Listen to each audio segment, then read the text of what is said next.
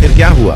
जब अयोध्या मंदिर के दरबार में प्रकट हुआ साक्षात पुष्पक विमान, राम मंदिर में काम कर रहे मजदूरों ने जब यह नजारा देखा तो सभी के पैरों तले जमीन खिसक गई।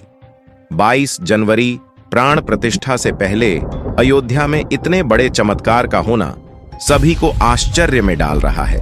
कुछ लोगों ने इसके साक्षात दर्शन किए हैं, जिन्होंने अपनी आंखों देखा, उन्होंने जो बताया उसे सुनकर आपके भी रोंगटे खड़े हो जाएंगे। लेकिन आगे बढ़ने से पहले अगर आप एक सच्चे सनातनी हैं और प्रभु श्री राम को अपना आराध्य मानते हैं तो इस वीडियो को लाइक करके कमेंट बॉक्स में जय श्री राम जरूर लिखें, क्योंकि कल युग में त्रेता युग जैसी घटनाओं का दिखाना कोई आम बात नहीं है। जैसा कि आपको मालूम होगा कि 22 जनवरी 2024 को राम लल्ला अयोध्या के नए भव्य मंदिर में विराजमान होंगे। इस शुभ कार्यक्रम के लिए पूरे देश में निमंत्रण बांटा जा रहा है। शहर से लेकर गांव तक घर घर अक्षत वितरण में बच्चों से लेकर बड़े तक सहयोग कर रहे हैं। यहां तक कि महिलाएं भी घर घर जाकर अक्षत और श्री राम के अयोध्या की फोटो बांट रही है। अयोध्या में राम मंदिर में भगवान राम लल्ला की प्राण प्रतिष्ठा कार्यक्रम की तैयारियां तेजी से की जा रही है। इस कार्यक्रम को बेहद भव्य बनाने के लिए कोई कसर नहीं छोड़ी जा रही और इस बीच राम मंदिर निर्माण का कार्य भी तेजी से किया जा रहा है। मंदिर निर्माण में जो लक्ष्य लिया गया था उसमें लगभग 80% कार्य हो चुका है। 70 खंभों पर मूर्तिकार का काम चल रहा है। पिछले दिनों त्योहार की वजह से काम धीमा पड़ गया था, लेकिन अब वह भी तेज गति से पूरा हो जाएगा। निर्माण कार्य जल्द से जल्द पूरा करने के लिए सभी मजदूर रात दिन मेहनत कर रहे हैं। लेकिन 10 जनवरी की रात कुछ ऐसा चमत्कार हुआ जिसे देखकर सभी मजदूरों के होश उड़ गए। असल में जब रात्रि के समय सब मजदूर अपना काम निपटाकर तंबू में सो रहे थे, उसी समय अचानक से उन्हें वहां कुछ हलचल महसूस हुई। तभी सुरेश नाम के एक मजदूर ने जब तंबू से बाहर झांक कर देखा तो उसे राम मंदिर के परिसर में कुछ अजीब सी पीली चमकती हुई चीज दिखाई दी। उसने अपने साथियों को जगाना चाहा, लेकिन कोई भी उसके साथ नहीं आया। जब हिम्मत करके सुरेश जब राम मंदिर परिसर में पहुंचा तो वहां का नजारा बहुत चौंकाने वाला था, क्योंकि वहां पर उसे एक बहुत ही दिव्य चमत्कारिक विमान दिखाई दिया, जिसका आकार मोर के समान था, जो कि दिखने में काफी सुंदर और तेज रोशनी से परिपूर्ण था।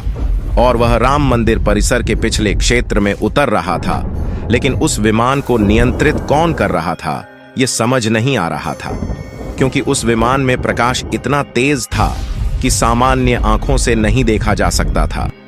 लेकिन समझ में कुछ ऐसा आ रहा था मानो स्वयं साक्षात भगवान राम पुष्पक विमान के माध्यम से अयोध्या में उतर रहे हैं। सुरेश ने यह चमत्कार अपनी आंखों से देखा, लेकिन अचानक से वहीं बेहोश हो गया, क्योंकि वह उसके तेज को सहन नहीं कर पा रहा था। और सुरेश जब सुबह उठा तो वह उसी स्थान पर मौजूद था और उसके साथी मंदिर निर्माण कार्य पूरा करने के लिए जा रहे थे। फिर भी सुरेश ने सभी को रोककर रात्रि की सच्चाई बताई, लेकिन सभी उसकी हंसी उड़ा रहे थे। लेकिन सुरेश मन ही मन समझ चुका था कि प्रभु श्री राम अयोध्या आ चुके हैं और यह उसके लिए सौभाग्य था कि उसे इतना सुंदर दृश्य देखने को मिला, जहां शायद उसने साक्षात पुष्पक विमान के दर्शन किए थे, यानी कि प्राण प्रतिष्ठा से पहले अयोध्या में प्रकट हुआ साक्षात पुष्पक विमान। साथियों, देश के अलग अलग हिस्सों में कई बार अजीब सी आकृति के विमान देखे गए हैं, जिनका संबंध कई बार तो एलियन के साथ जोड़कर भी देखा जाता है। यानी कि अयोध्या में उस रात्रि को मोर की आकृति का विमान देखना वास्तव में प्रभु श्री राम का ही कोई संदेश हो सकता है। लेकिन क्या यह विमान सचमुच में पुष्पक विमान है? इसकी आखिर क्या गारंटी है? इसे समझने के लिए हमें पुष्पक विमान के रहस्य को अच्छे से जानना पड़ेगा। आगे हम आपको पुष्पक विमान का रहस्य बताएंगे, जिसे समझकर आपको यकीन होगा कि अयोध्या में पुष्पक विमान का प्रकट होना कलयुग का सबसे बड़ा चमत्कार है। हम आपको पुष्पक विमान का रहस्य बताएं, उससे पहले आप इस चैनल को सब्सक्राइब जरूर कर लीजिए और इस चमत्कार के लिए कमेंट में जय श्री राम जरूर लिखें। रामायण में पुष्पक विमान का जिक्र है, जो कि पहले कुबेर के पास था। इसके बाद रावण ने उसे अपने सौतेले भाई कुबेर से लंका समेत बलपूर्वक हथिया लिया था। फिर रावण इसी के जरिए कहीं भी आता जाता था। रावण को हराने के बाद यह विमान श्री राम के पास आ गया। वह जीत हासिल करने के बाद इसी विमान के कई जगह होते हुए अयोध्या पहुंचे थे। रावण ने इसी के जरिए पंचवटी आश्रम से सीता का हरण किया था और उन्हें उस पर बिठाकर लंका ले गया था। कहा जाता है कि पुष्पक विमान आज के विमान की तरह था। पुष्पक विमान के जरिए रावण हवाई मार्ग से सफर किया करता था, लेकिन रावण को मौत के घाट उतारने के बाद उसी विमान के जरिए प्रभु श्री राम, माता सीता और लक्ष्मण जी लंका से अयोध्या लौटे थे। रामायण में जिस तरह से पुष्पक विमान का जिक्र मिलता है, उससे तो यही लगता है कि यह आज के हवाई जहाज की तरह था, लेकिन तकनीक के मामले में मॉडल एयरोप्लेन से कहीं आगे था। रामायण के सुंदरकांड के 7वें अध्याय में पुष्पक विमान के बारे में जानकारी मिलती है। पुष्पक विमान की आकृति मोर की तरह थी।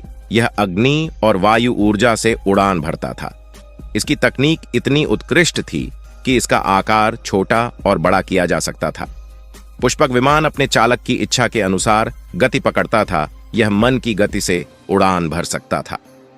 कहा जाता है कि रावण अपनी पूरी सेना को एक साथ लेकर इस विमान से उड़ान भर सकता था और विमान में बैठने के लिए कई आसन बने थे। पौराणिक कथाओं के मुताबिक युद्ध के बाद भगवान श्री राम ने विमान का पूजन कर यह दिव्य विमान वापस कुबेर को सौंप दिया। फिर भी कुबेर ने पुष्पक विमान को भेंट स्वरूप प्रभु श्री राम को दे दिया, जिसके बाद इसी पुष्पक विमान से प्रभु श्री राम, माता सीता और लक्ष्मण अयोध्या पहुंचे। अब जब कई हजारों सालों बाद एक बार फिर भव्य राम मंदिर का निर्माण हुआ है, तो प्रभु श्री राम अपने भाई लक्ष्मण और माता सीता के साथ एक बार फिर से अयोध्या धाम पहुंच रहे हैं और इस पुष्पक विमान का नजारा वहां के मजदूर को दिखाई भी दे चुका है। इसके अलावा रामायण के प्रसंग में यह भी कहा गया है कि जब माता सीता का हरण करके रावण ले जा रहा था, तो रास्ते में जटायु ने अपनी चोंच से रावण को चोट पहुंचाई थी।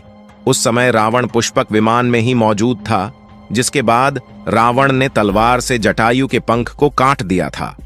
जटायु घायल होकर जमीन पर गिर गए। जब सीता को खोजते हुए राम पेड़ पौधे और पक्षियों से पूछते जा रहे थे, तो रास्ते में घायल जटायु से मुलाकात होती है।